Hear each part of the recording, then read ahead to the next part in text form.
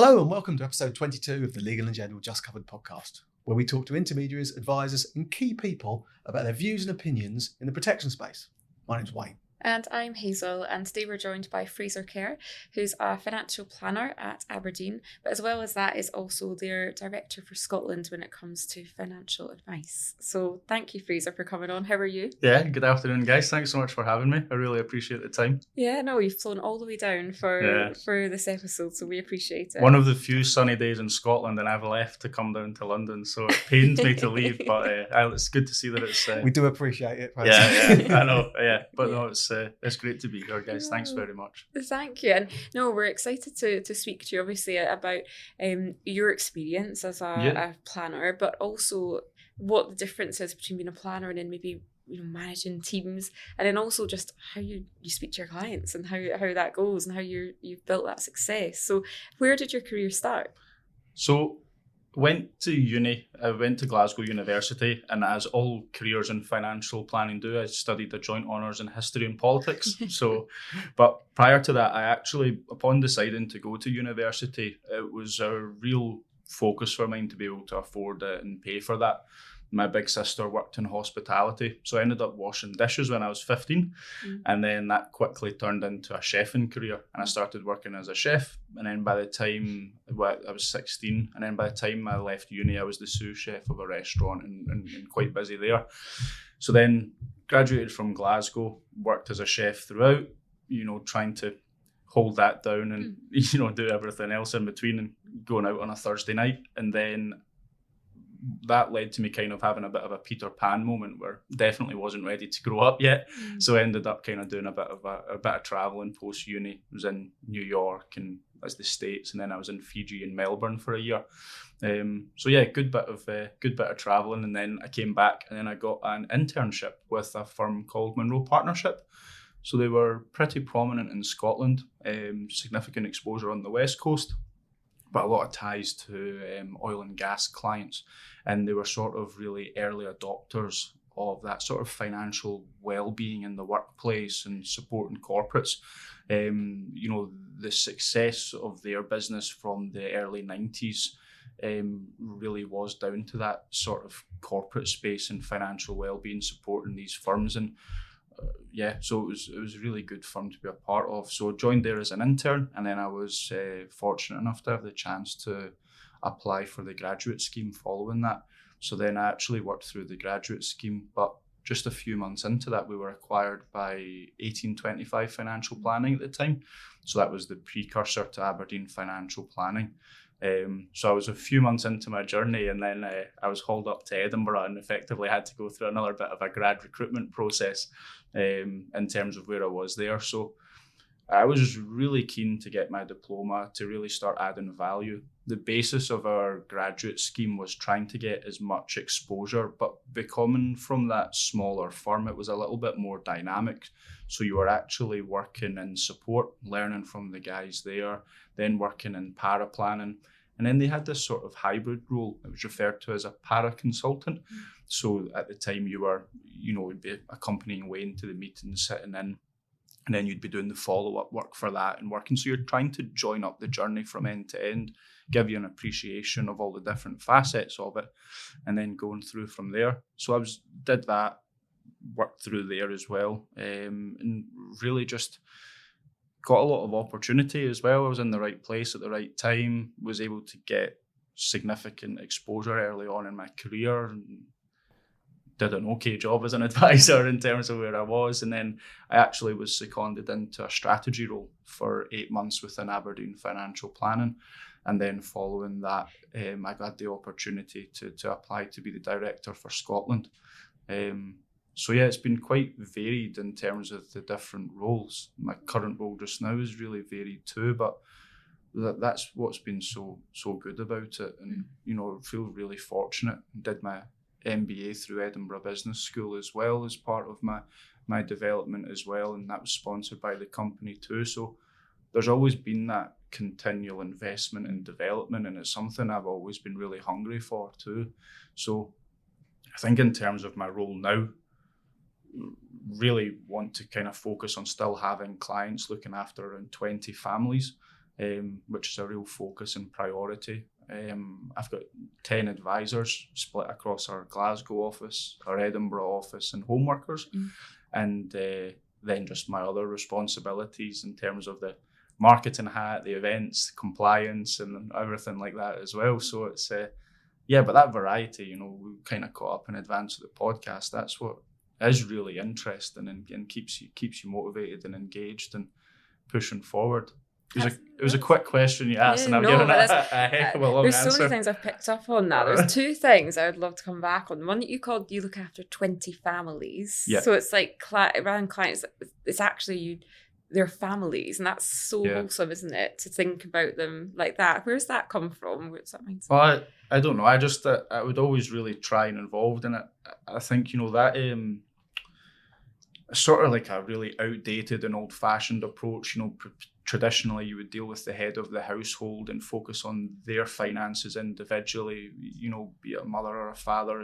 But actually, you are the stewards for a family, their wealth. You're trying to provide for them and what they're doing. So I don't know. I suppose it's just a terminology I've always used. I always like to try and offer support, if kids are maybe changing jobs or if they're inheriting money or anything, I always try and support that, and just having a conversation to normalize the conversation around finances and add value as well. So just would try and support as best I can. So I suppose that's where it would come from. There's such a buzzword in the market at the moment, like intergenerational wealth planning, and that sounds so, it's so formal, isn't it? But actually it's just families. It's dealing with families. I just love the way you put that. I had to pick back up on it. And I definitely think that, financial planning, working in the financial services has such a strong technical undercurrent and underpin that runs throughout it.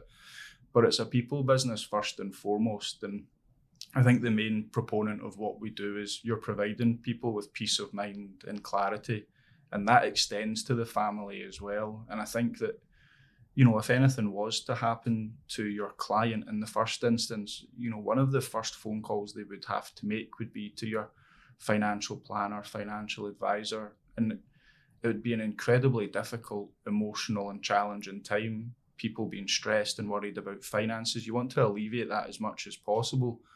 But ultimately, you want to have a relationship there. You want to be a known entity and, not just some faceless corporate entity. So I think that's probably where it comes from, I suppose. But I actually have never really thought about it before. You want to be credible as well, though, don't you? Because if you're going in it with that psyche and you're thinking about you're dealing with families, you will just demonstrate that. You will do it.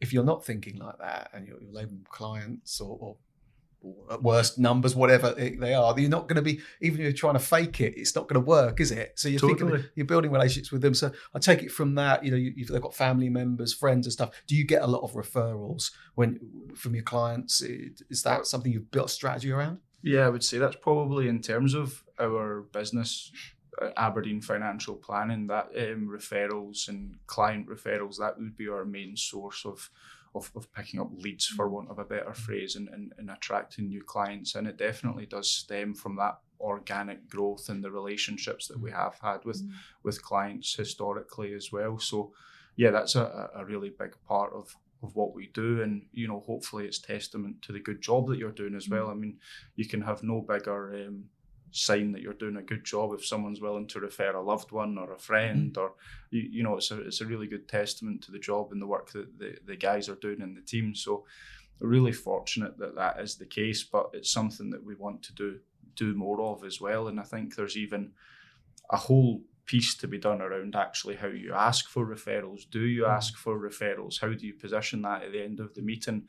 So that's something I'm actively trying to do with the team just now as well, just in everyone believes they're doing a great job for their clients, and that's what they set out to do. And, very fortunate with the guys that we've got across the organisation in terms of how they deliver for people. So you shouldn't be afraid to ask for a referral, to ask, you're trying to grow what is effectively a business within a business as well, and trying to increase that. So it's definitely a key part of our business. And to be honest with you, it's a real focus. And once you do it once and you see that success, you'll do it again and again. And you think of the referrer themselves. You're never going to want to refer. You think about it before. Say you refer a tradesman to someone and then something goes wrong. You're horrified. Yeah. So if you've had a good service, you know someone's good, you're going to refer them. So if you're the advisor, take that as a huge pat on the back because you've done so well. Totally. So it's good. So yeah.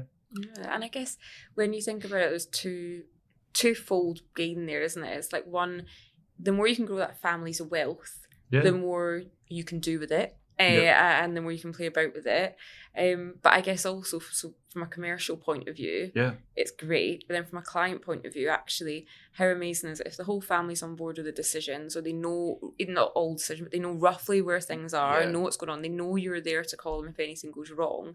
It's a privilege, isn't it? Absolutely. From both sides. I think that's a good word as well, Hazel, that, is a privileged position that you're in, I mean, I think some of the guys are just nosy, and that's what makes a good financial planner as well, naturally being inquisitive and inquiring. But fundamentally, you're privy to so much private and sensitive information about that family, and it's a privilege that they disclose that and share that with you. But I mean, even when you're looking at when you're preparing what you're doing on a review, on an annual review basis, or picking up, any documents that you're preparing, from cash flow modeling, when you're applying that family lens to it, it becomes so much more valuable, because then you're talking about, gifting money for Wayne's wedding, for Hazel buying the house. You're building a family timeline of events that has meaning. It's not as transactional or numbers based, because you're assigning what the value is behind them, and the value is actually the life event, or whatever that's significant. You're providing a reasoning, aren't you, for proportions of money, for other types of plans they would have made further along the line. That's exactly it. So it's all about... It's real. Yeah, and that, is where that sort of financial plan intersects the lifestyle plan and the life and the family plan as well. So, yeah, I think that's really where that all stems from and comes from, is just that familial lens is so important to have, because decisions are going to impact everyone in the family ultimately. Is there a particular way when a new client comes in that you signpost that lifestyle plan, financial plan, whatever, in terms of setting it up and in terms of what you're going to do? I think that sort of narrative, it would run through the tone of the meeting, what we engage on, how we feel we add most value would be positioned quite early on as well. It wouldn't be a case of us looking to do, absolutely, at times it is right to do that transactional business, isolated recommendations, whatever that may be. But, I think that we are confident in setting our stall out that is how we feel we add most value and support. And it's not to say that would be accomplished in the first meeting. A lot of your clients come to you at the point of need, which would be sort of at retirement. So, late 50s, early 60s predominantly. And then, average life expectancy in the UK being what it is at 87, you're looking at having a relationship with these people for decades. And, again, to go back to your word, Hazel, it's a privilege. So I wouldn't say that we try and say that we must cover all of this off in the first hour of our meeting when we're trying to, potentially pitch or try and pick up a relationship there. It does take time, and it's, having that patience and understanding, I think, is really important in terms of the approach to take. So it's interesting where you really started off working for a firm who were into kind of financial well-being, that actually looked at the well-being side. We were doing quite a lot of research, we have done quite a bit of research into financial well-being and setting up kind of happiness in retirement, and actually does stability, does guarantee, does having protection, all these things that provide that stability. How does that impact the well-being and the family plans? It's massive. I always say to clients, that transition from working to retirement, probably since they entered the world of work, is the biggest shift that they're going to have, in terms of some people derive so much of their value and self-worth from their employment. It's such a big part of their identity. So that transitionary period is massive, and it's something I've always been fascinated about, is that psychology of that shift and what that's like. And for some people, it's planned and well thought out over years. I see a big trend of people gradually stopping working, reducing from 5 days to 4 to 3 to 2. But for some people, it could be a business sale that was maybe slightly unexpected, but an offer that was too good to refuse. It could be redundancies, it could be restructures. So there's so many different things. And I think to kind of come back to my point, you know, it's a people business first and foremost, and people don't fit in boxes. You know, you can identify trends and where they are, but although on paper, you know, Wayne and Hazel could have the same set of circumstances and the same financial position, but actually your motives and that emotional side of it could yield two completely different outcomes. You know, what you want to do for your families, or, you know, it's amazing how many times you're in a room where it's like, oh, the kids have had their gifts, I'm spending the money, I'm enjoying my retirement, it's focused on me. Whereas other people are very much the bank of mum and dad, supporting, the hand holding. And again, there's no right or wrong answer. It's just trying to engage with what's going to add value and move the dial for those individuals at that time. And I think you're so right, because there's you don't ever look at a case study on paper and be able to just think, oh, they need that product, need that. And you mentioned cash flow modelling. If we come back right to the beginning, that was the other thing I wanted to probe you on, was the cash flow model, because advisors use that in so many different ways. Obviously, usually it's to show the trajectory of how much you're going to earn and how you build it. But how else do you use cash flow modelling? How do you bring it into your conversations? Well, I think it's an important part of what we do. It forms a really strong part of the overall structure. I think there is a danger of people becoming too reliant on it, treating it as if it's an exact science. I think, you know, as soon as you've done a model, as soon as the meetings end, it's out of date, and it's, you know, it's subject to change. And that's one thing that you definitely see consistently, is that change. But it really helps to bring that conversation to life. You know, if you're talking about an inheritance tax issue, actually being able to try and forecast that out and illustrate what that could be in real terms. That then leads to a conversation about how the clients feel about that, how that, you know, being able to capture in their own words what their perspective is on it, and you're educating them and putting them in a more informed position. And then that's where you could end up then looking at the product to try and meet those objectives in terms of where they are. So I would say that cash flow modeling is great for in terms of, you know, looking at clients both in accumulation and decumulation, but then also for having these, you know, more triggering conversations where you're actually talking about values of estate at death and being able to try and assign value as best you can, but also looking at the different perspective of, you know, understanding what essential income is versus discretionary income, talking about potentially adopting a hybrid approach, you know, where you're looking at underpinning essential income with annuities and guaranteed income, and then the flexibility. You know, discretionary income is wont to change.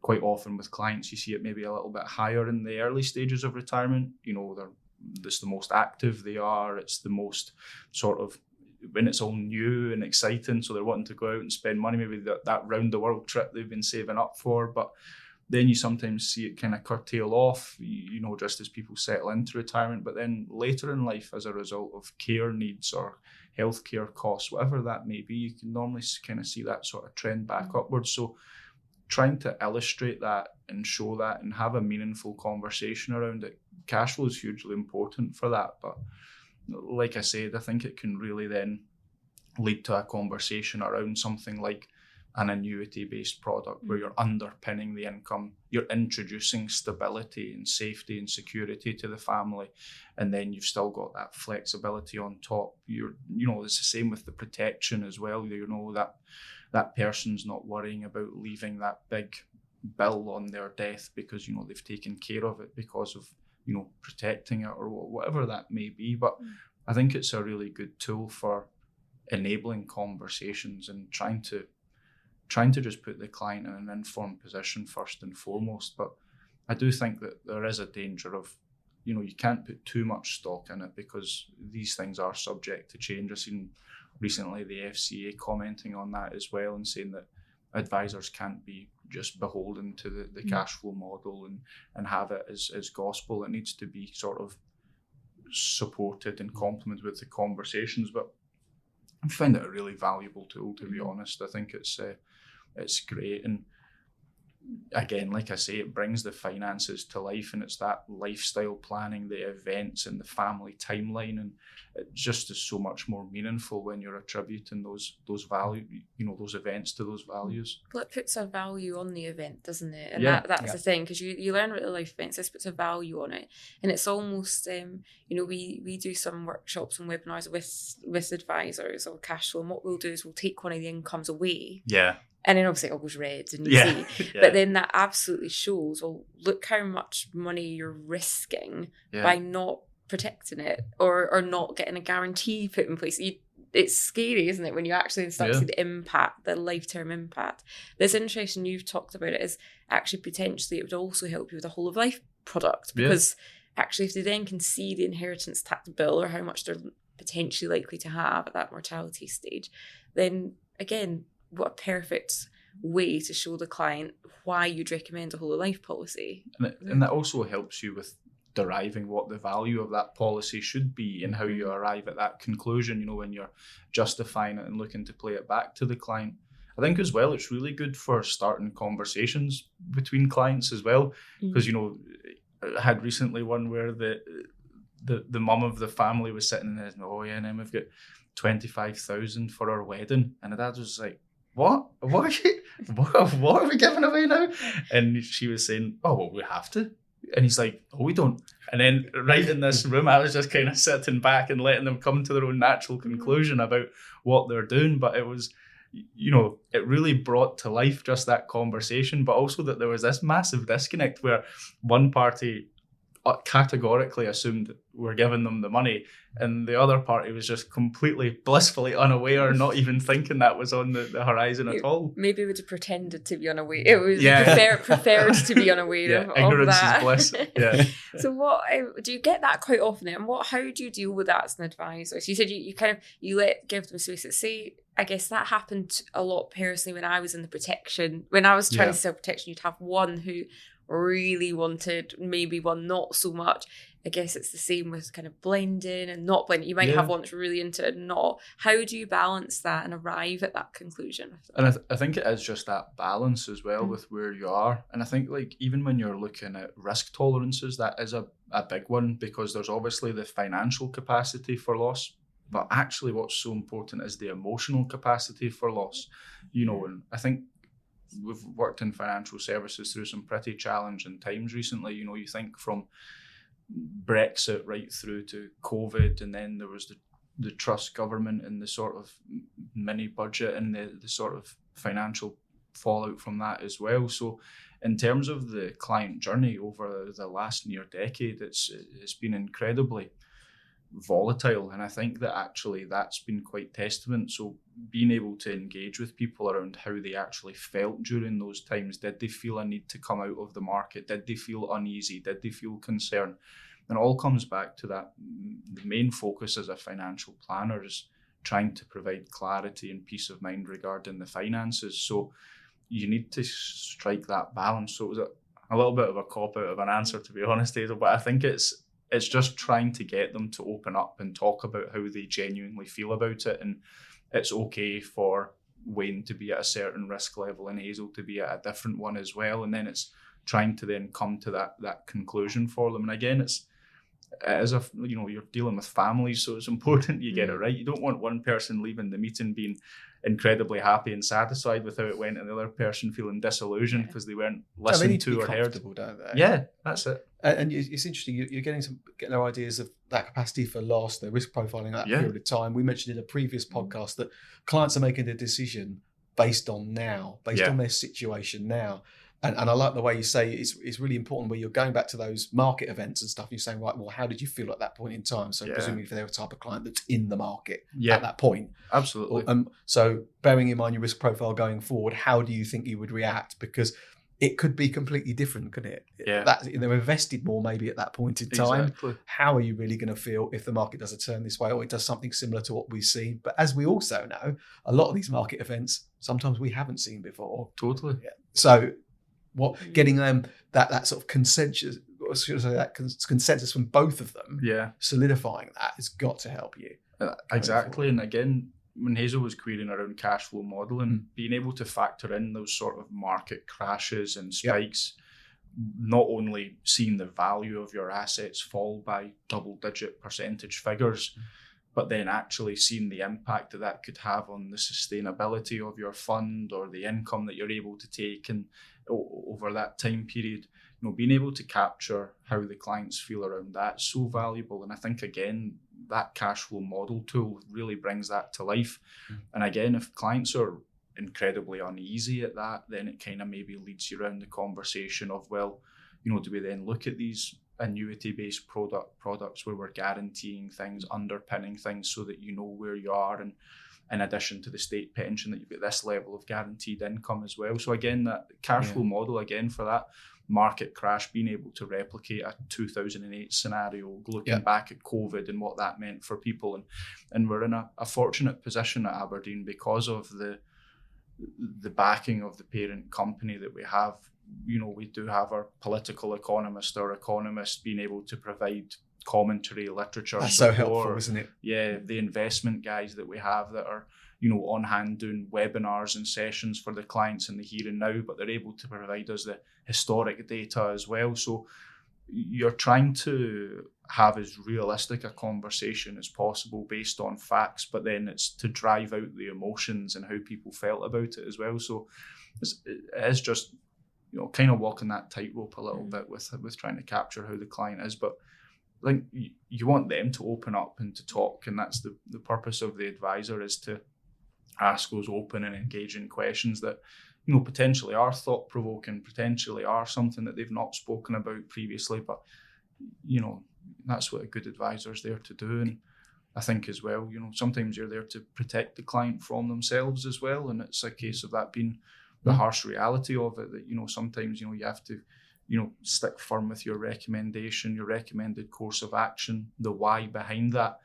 And, if the client wants to proceed once they're in a fully informed position, it's completely their prerogative. But there is a duty of care, with where you are. And it's, like I said, it's a privilege to have that duty of care, and it's a responsibility not taken lightly. It is. And you've got a team around you, haven't you? Like you said, the political advisors, and you've got economists or what have you, that can give that comfort to you as an advisor, whether you're new or experienced in the service that you're providing as a financial planning firm. So with regards to clients taking the recommendations that you recommended, being sort of, I suppose, in terms of what you're supplying to them, when customers come in, by and large, we heard a lot in the marketplace over the last 5-10 years around drawdown, particularly since pension freedoms and all of that. Do a lot of customers come in with that in their mind? Do they come in solution mode or not? Or are they pretty sort of open to what you're suggesting? Yeah, I would say by and large people are open. The drawdown, I think, is intrinsically attractive because they do see it as that sort of vehicle for passing wealth and providing flexibility and sustainability. And that's more where the starting point would be. I think it's more common that people come in with that in mind. I think the bad press around annuities as well, that sort of whole, larger companies being accused of mis-selling and, the implications of that as well. So I think for some people, annuities have a bit of a bad rep. Same with sort of some protection things as well. So it's the same type of thing, you're having to educate again. Yeah, that's They're very similar, annuities and protection. I find from working across the two, it's like they're never the product advisors think first off, because it's tends to be that kind of accumulation of wealth, assets under management.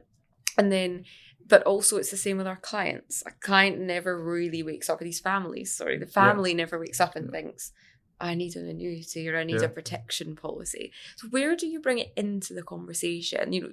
Around either of those products. Is it at the capacity for loss conversation, or when does it tend to be? Yeah, so I think across all of the guys, we're really fortunate within Scotland. We have a really diverse team, both in terms of just the demographic of guys that we've got.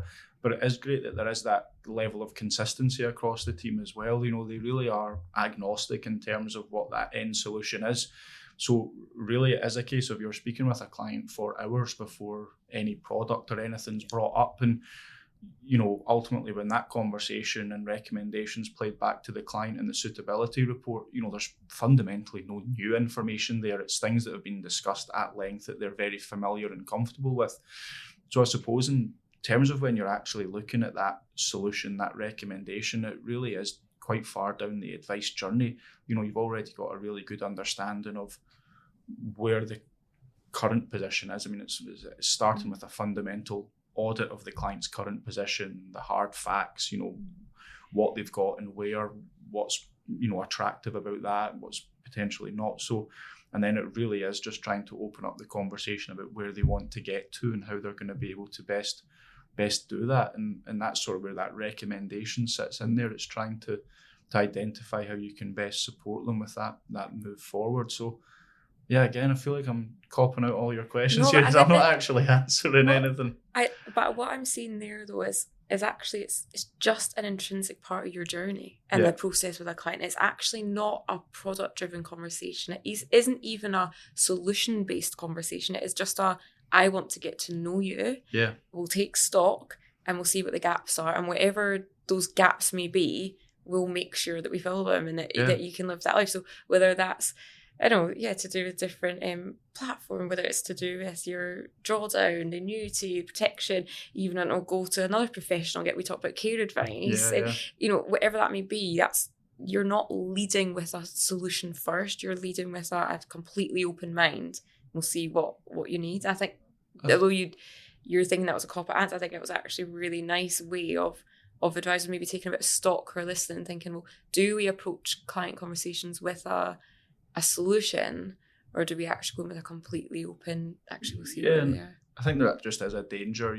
We spoke earlier that advisors obviously feel more confident talking about things that they're confident in their knowledge and understanding of. So that's why, in terms of having that breadth of understanding and being able to engage across advice across a whole suite and a whole range, that's so important, because you need to instill that confidence and self-belief in your advisors so that it empowers them to go out and make those recommendations for clients as well. So like I said, that technical underpin and knowledge is so important, but I always come back to that it is a people business first and foremost, and you need to understand that the person sitting opposite you, and that's like I say, it's ingrained in the sort of team and where we are, and it's great to see. It's a big part of what I really enjoy about my job is actually, being out on the road, spending the day with the guys, seeing different client meetings, and I particularly enjoy my client meetings as well, and being out. That's such a big focus of where you derive the value from as well. But it really is a great part of the job. But I think in a very fortunate position as well, as when you're the director, you kind of can see, well, Wayne does that really good, so I'll steal that, and Hazel does that really good, so I'll steal that as well. And then it's trying to pass on that to everybody as well. And I think it's so important. And the guys are great in terms of that peer-to-peer support and learning and sharing best practice. And that's something I really try and encourage, and just foster that culture of collaboration across the guys as well. But like I said, that's a great part of the job too. And obviously sharing in their successes and the client's successes as well is a great takeaway. Well, that's been absolutely amazing. Thank you so much, Fraser. We'll need to listen out for your podcast as well, because I know you've got your own one. It really talks about peer-to-peer coaching, doesn't it, within Aberdeen? So look forward to hearing that, definitely. Yeah, no, it's podcast is called Wealthwise, so I'm even getting a plug in there as well and sneaking it in. And I'm glad I never went down the route of talking about too many chef stories or recipes or anything as well. Kept it strictly financial planning, which was good as well. No, but thank you so much. It's been absolutely wonderful to speak to you and have you on. What would be, just to, if you were to say one quick thing, what would be your number one takeaway that you'd want other advisors to think about? Put families first. Mm-hmm.